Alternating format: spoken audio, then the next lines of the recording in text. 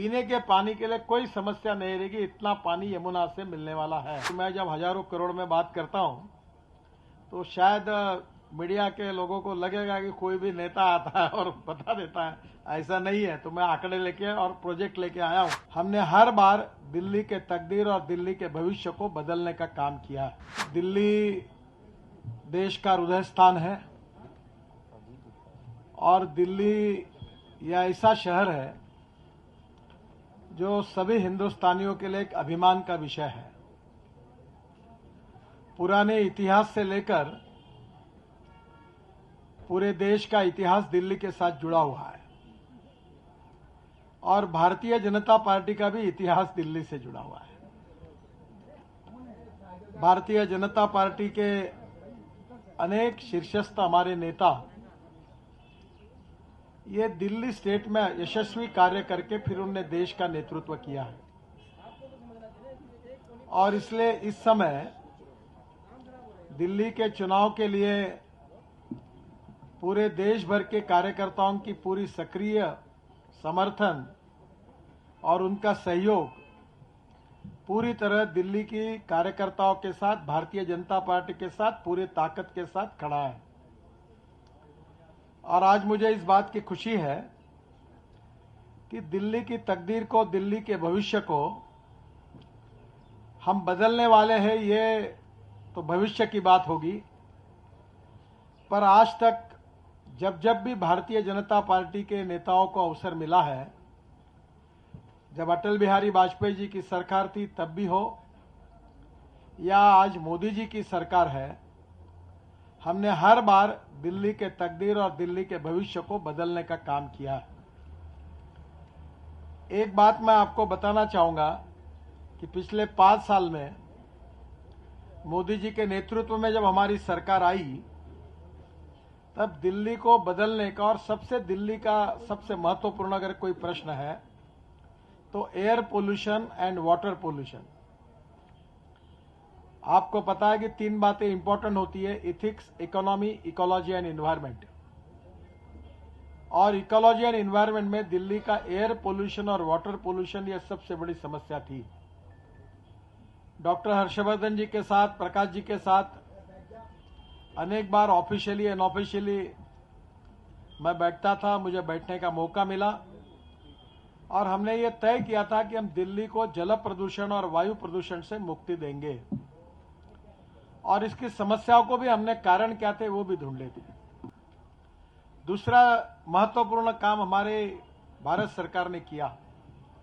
आपको पता होगा कि दिल्ली की पानी की समस्या, पीने के पानी की समस्या बहुत गंभीर है। ये लखवाड़ बहुउद्देशीय परियोजना थी और जिसके लिए दिल्ली, हिमाचल प्रदेश, उत्तराखंड, उत्तर प्रदेश और हरियाणा और राजस्थान, इन राज्यों में 1970 से विवाद चल रहा था। और यह ऐसी योजना थी कि ये अगर हिमाचल प्रदेश में ये प्रोजेक्ट पूरा होता है तो हिमाचल प्रदेश का प्रोजेक्ट पूरा होने के बाद दिल्ली को 2070 तक पीने के पानी के लिए कोई समस्या नहीं रहेगी, इतना पानी यमुना से मिलने वाला है।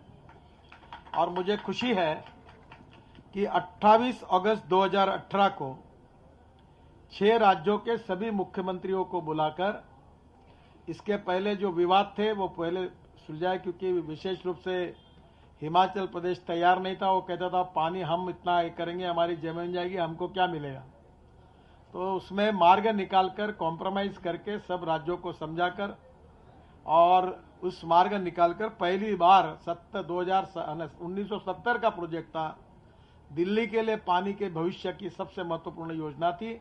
इसको मंजूरी देकर अब उसके काम को 90% भारत सरकार और 10% हिमाचल प्रदेश, इस सूत्र में उस कार्य का शुभारंभ हुआ है। और ये योजना करने का काम भी दिल्ली के लिए पीने के पानी की समस्या 2070 तक सुलझाने का काम हमारे भारत सरकार ने किया और इसकी कीमत जो है ये करीब 6000 करोड़ है। तो 6000 करोड़ ये जो दिल्ली के लिए पानी की जो समस्या थी उसके लिए भारत सरकार की ओर से 90% हम खर्चा कर रहे हैं। इसके साथ साथ ये 2 परियोजना होने के बाद दिल्ली का जो वायु प्रदूषण था और उसके लिए करीब 55,000 करोड़ के रोड की, मैं जब हजारों करोड़ में बात करता हूं तो शायद मीडिया के लोगों को लगेगा कि कोई भी नेता आता है और बता देता है, ऐसा नहीं है। तो मैं आंकड़े लेके और प्रोजेक्ट लेके आया हूं, और वो प्रोजेक्ट आप सब जाके देख सकते हैं। ऐसे है तो करीब 55,000 करोड़, क्योंकि दिल्ली में सबसे बड़ी समस्या ये थी कि पंजाब, हरियाणा और विशेष रूप से हिमाचल, उत्तराखंड और कश्मीर, यहां से महाराष्ट्र, गुजरात, उत्तर प्रदेश, राजस्थान जाने वाला पूरा ट्रैफिक ये हमारे दिल्ली के बीच में से जाता था, और ये डीजल के ट्रक के कारण एक्सीडेंट्स भी होते थे, प्रदूषण भी होता था। आपको याद होगा, क्योंकि ये बातें इसलिए जरूरी है क्योंकि लोग जल्दी भूल जाते हैं। ये दिल्ली का रिंग रोड वेस्टर्न पेरिफेरियल और ईस्टर्न पेरिफेरियल बन ही नहीं रहा था। तो सुप्रीम कोर्ट में केस गई, और सुप्रीम कोर्ट ने इसका मॉनिटरिंग करने के लिए भूरेलाल जी की कमेटी अपॉइंट की थी। और मैं जब मंत्री बना तो भूरेलाल जी मेरे पास आते थे, और पहली बार उसमें काफी विवाद थे, राज्यों को पैसा देना था। अब आपको पता है कि दिल्ली सरकार ने पैसे नहीं दिए, इसलिए सुप्रीम कोर्ट में केस चली। ये सब मैं उसमें आज जाना नहीं चाहता, पर हमने ये निर्णय किया जो देगा वो उसका भला, नहीं देगा उसका भला। और करीब 16,000 करोड़ रुपए खर्चे हुए ये, और वेस्टर्न पेरिफेरियल भी पूरा हुआ है और ईस्टर्न पेरिफेरियल भी पूरा हुआ है। और इसके कारण दिल्ली में आने वाला काफी जो डायरेक्ट ट्रैफिक था वो अब कम हुआ है। और उसके कारण इस साल ये समय में आपको पता है कि दिल्ली में विदेशों में प्रचार हो रहा कि दिल्ली अब मत जाओ, अब दिल्ली के प्रदूषण में काफी बड़े प्रमाण में कमी आई है। ये ईस्टर्न पेरिफेरियल और वेस्टर्न पेरिफेरियल जैसे पूरा हुआ, वैसे 30 किलोमीटर द्वारका एक्सप्रेस हाईवे है, और ये एक हाईवे की कीमत 10,000 करोड़ है, जिसका काम रात दिन जोरों में शुरू है। अगले 1.5 साल में वो काम पूरा होगा। उसमें दिल्ली की समस्या को समझकर, और विशेष रूप से एयर पोल्यूशन और वाटर पोल्यूशन, दो समस्या को समझकर इतना बड़ा खर्चा करके, इतना बड़ा प्लानिंग करके अगर किसी सरकार ने काम किया है तो वो भारतीय जनता पार्टी का, नरेंद्र मोदी जी के नेतृत्व में हमारी सरकार ने किया है। हमारे environment forest minister Prakash ji उपस्थित है, डॉक्टर साहब उपस्थित है, हमारे सब सांसद उपस्थित है।